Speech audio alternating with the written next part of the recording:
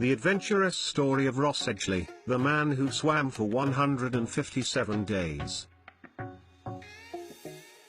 He swam across the whole coastline of Great Britain for 157 days, but he was energized by something special in the sea as Ross Edgily reached the end of his epic voyage.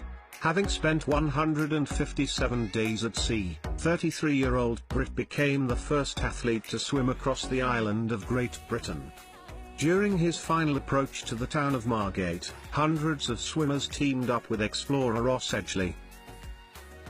Edgily is the first man ever to accomplish this. Edgily swam and slept in a service boat for 6 or 8 hours per day. He first left Margate in June, originally planning to finish the trip in 100 days. It was 157 days before he left, though, to live on stable ground. Hundreds of supporters swam alongside the British runner on Sunday for the final mile. "Sorry I'm late," he addressed members of the family who had gathered to welcome him. The widely publicized feat was funded by the energy drink Red Bull. Edgily was stung by jellyfish 37 times during the swim, according to the World Open Water Swimming Association, and his tongue was weakened due to prolonged salt water contact.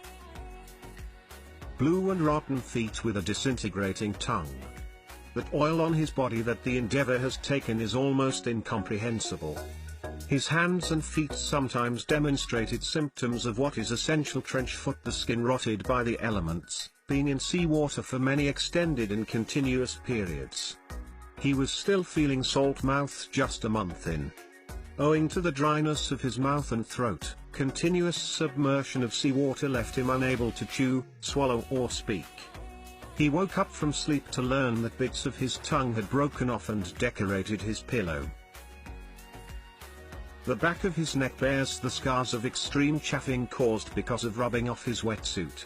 When returning to the boat, cold water averaging between 15 and 20 degrees Celsius sometimes left him trembling uncontrollably. To stop the onset of hypothermia, space blankets and hot meals were his best defense. The business of exploring his land legs consumed his time between the river and his bed for the last few weeks, when the finish line came into reach.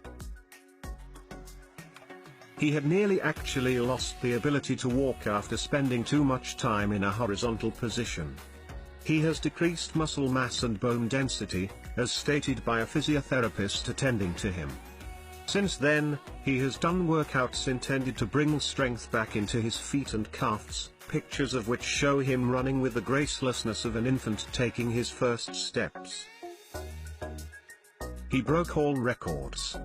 The original estimate was set at an ambitious 100 days as to how long the journey will take. The journey ended up once again taking half as long.